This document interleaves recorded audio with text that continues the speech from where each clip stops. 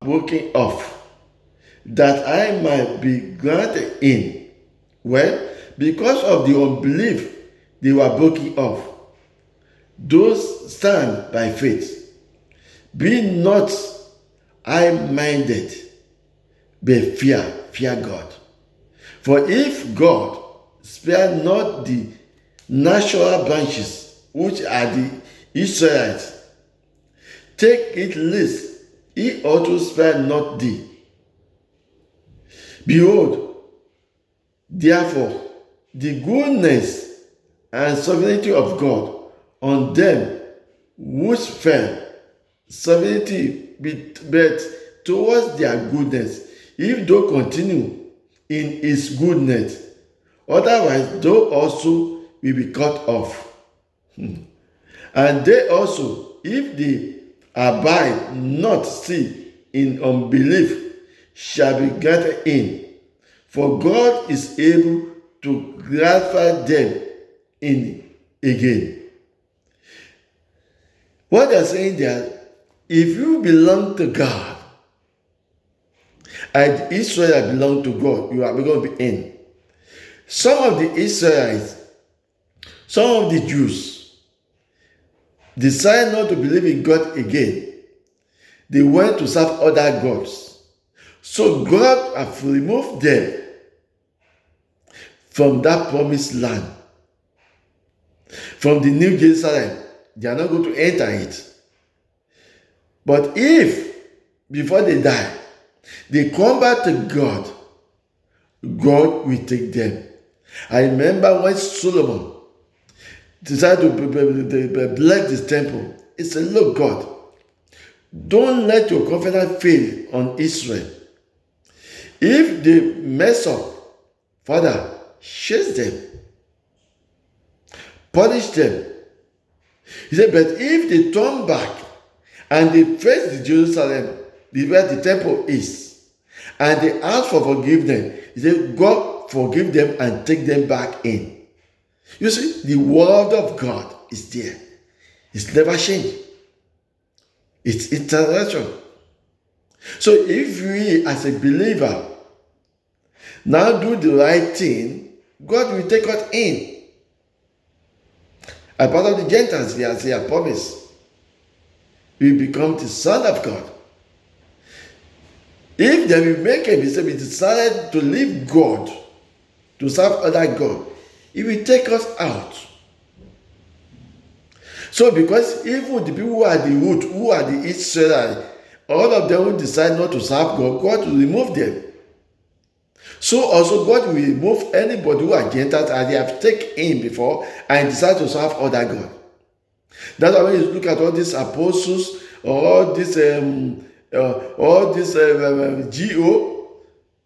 they make all this noise, guide all the people together with other powers.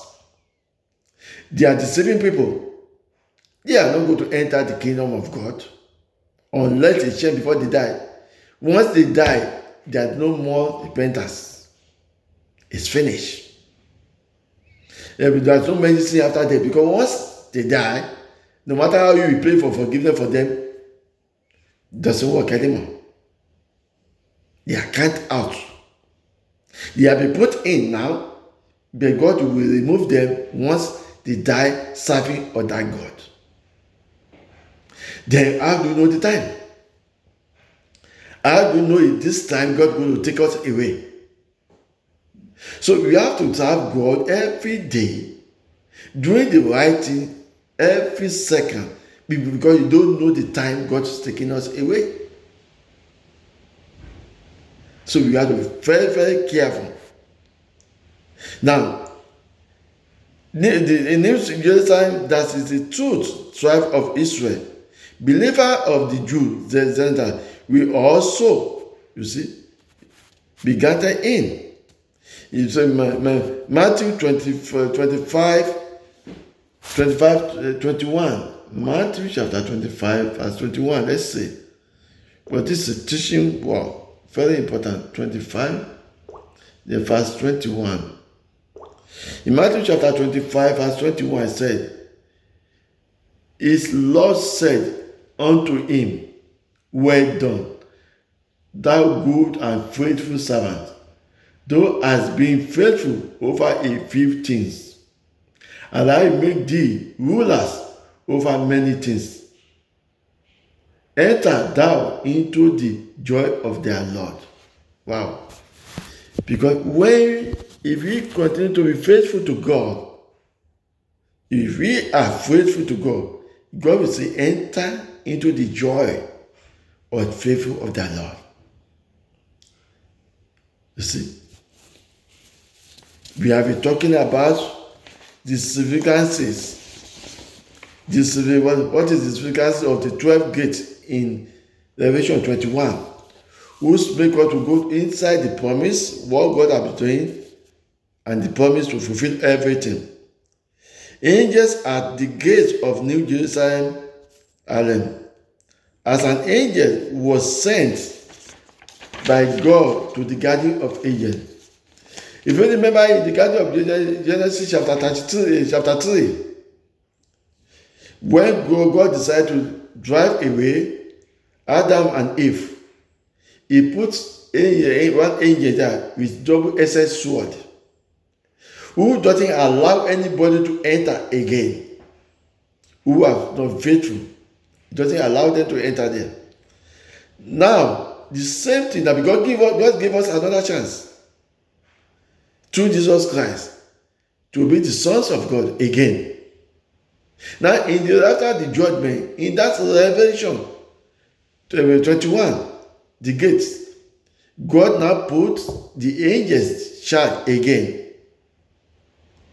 So when that angel is there, when the judgment is passed on everyone, anybody, only the people who are worthy will be allowed to enter through the gate to the New Jerusalem. So all those people who have been drawn to go to the hell, no way, they will send them back. They are not worthy to enter it. Just like what happened in Genesis chapter 3 verse 24. So God has guarding angel, the new paradise. Nothing evil or impure will ever enter New Jerusalem. I go to Revelation 21 verse 27. Nothing evil or impure. The city is reserved for the redeemed of God. For those people who have been redeemed, that city is reserved for it. His gate of the New Jerusalem is made of a single pearl. The richness and supernatural nature of the city is profound. As commentator Charles Ellington pointed out, the pearl was extreme of the greatness value among the ancients. It is an appropriate emblem of the highest truth. It is the only precious stone which the heart and skin of man cannot improve. We cannot do anything about it. God has commanded it. That's in Revelation 21:21. So, an immigrant call to mind Jesus paradise, pay the great price. Jesus has paid the great price for this. So that's with Matthew 13, verse 45 to 46. This is the city that is worthy more than anything this present world has to offer. It's more than anything. It is the builder and the maker is God. Hebrews 11:10. It is God, the builder. It is the maker. So nobody have power to make any decision except God. Glory be to God Almighty. The gate of New Jerusalem never closed. There are internal safety and people in the New Jerusalem. There are no more.